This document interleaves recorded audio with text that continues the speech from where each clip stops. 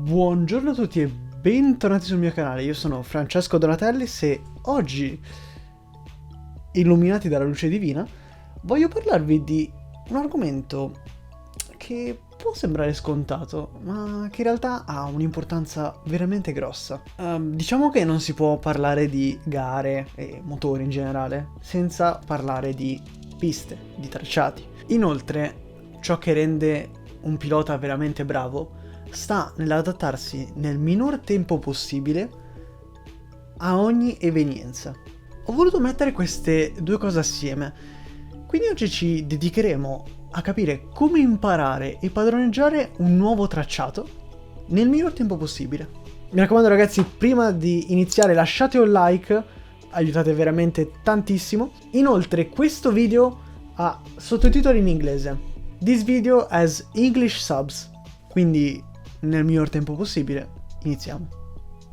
Primo step, scouting.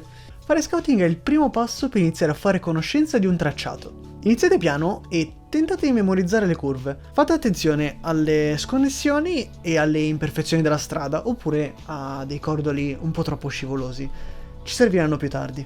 Piano piano, giro per giro, provate ad aumentare la velocità e provate ad identificare dei punti di staccata efficaci. Molte volte sul lato dei circuiti sono presenti cartelli o comunque dei punti di riferimento buoni per iniziare a staccare bene. Secondo step, capire la traiettoria.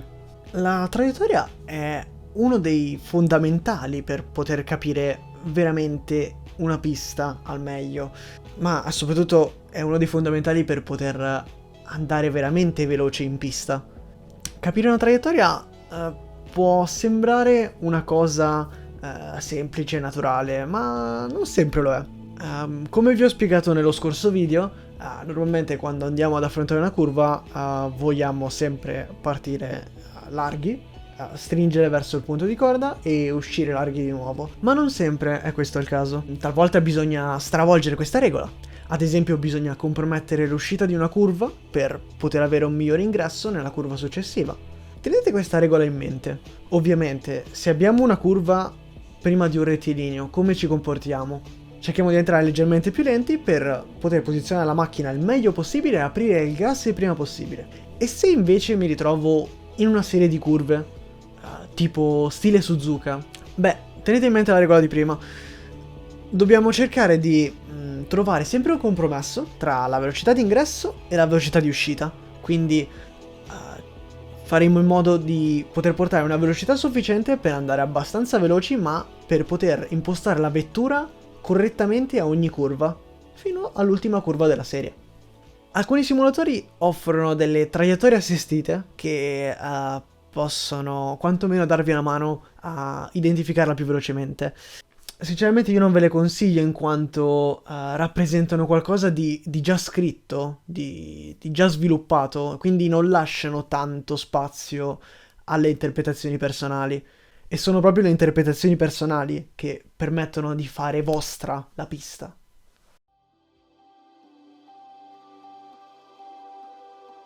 Prossimo step, concentratevi sulle aree difficili. Bene, adesso che abbiamo imparato le basi, dobbiamo cercare di iniziare a pulire il lap time. Avete presente le sconnessioni o le imperfezioni della strada o i cordoli scivolosi che avevo detto di osservare prima? Adesso ci serviranno. Dobbiamo proprio concentrarci su queste aree. Dobbiamo affrontare queste sezioni portando una velocità ottimale e soprattutto senza perdere il controllo. Voglio farvi un esempio.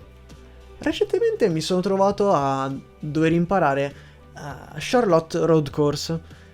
È un circuito in America con sezione ovale. Praticamente prima dell'ingresso nella sezione ovale, quindi la curva dove effettivamente bisogna portare tanta velocità, la strada presentava delle sconnessioni abbastanza difficili da evitare e che soprattutto erano direttamente sulla traiettoria. Bene, in quel caso ho dovuto imparare, dico quasi perfettamente, la posizione delle sconnessioni in modo tale da poter aprire il gas nel momento in cui non ce n'erano più. Quindi ottimizzando la velocità in ingresso e utilizzando l'acceleratore in modo intelligente per poter evitare le sconnessioni. Ovviamente questo dipende tanto dalla fisica del simulatore, dalla fisica della macchina, dal setup utilizzato e dalla macchina stessa utilizzata di per sé. Un consiglio che voglio darvi è il seguente: alternate mescole medie a mescole soft quando fate i vostri hotlap. Perché? Utilizzando fin dall'inizio la mescola soft potrebbe non essere la strategia vincente. Questo perché? Beh, quando fai la patente all'inizio ti comprano la Ferrari? No. Utilizzare il soft fa in modo che le basi vengano meno e che tu utilizzi piuttosto il grip per definire dei limiti piuttosto che per andare effettivamente forte. Quello che consiglio io quindi è partire da una mescola media, settare un lap time, fare dei giri con le soft, settare un lap time a sua volta e piano piano rincorrere con le medie i tempi delle soft finché non sarà più possibile.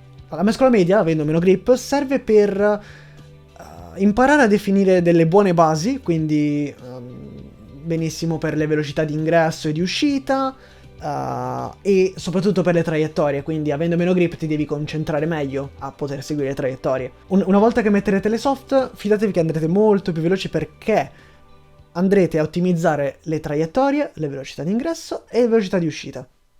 Ultimo step: confrontate i vostri lap time.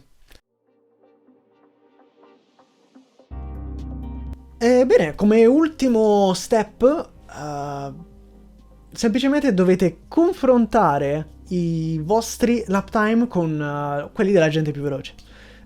Molte volte su internet si possono trovare... E su internet di per sé si può trovare di tutto, quindi sono convinto che potete trovare anche i lap time per il vostro simulatore, per la pista che state utilizzando e per la macchina che state utilizzando, o almeno per una macchina simile.